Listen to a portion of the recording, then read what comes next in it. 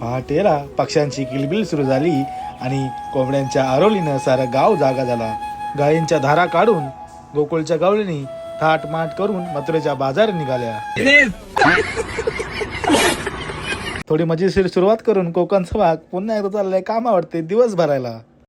आयुष्यात काय पण विसरा मित्रांनो, पण छत्री विसरू नका. काल गेली माझी छत्री रिक्षातनं.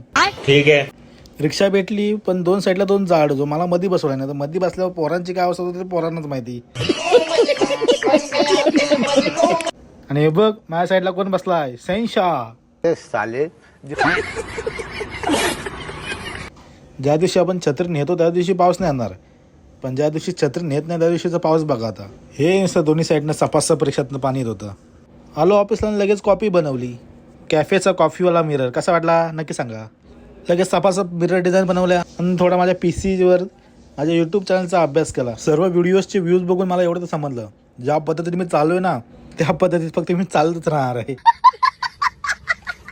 तर व्हिडिओ माझे तुम्हाला आवडत असतील तर मित्रांनो आणि मैत्रिणींनो तुम्ही सुद्धा फुल सपोर्ट. भेटू मग आणखी एका अशाच मजेशीर ब्लॉगमध्ये. तोपर्यंत बाय बाय.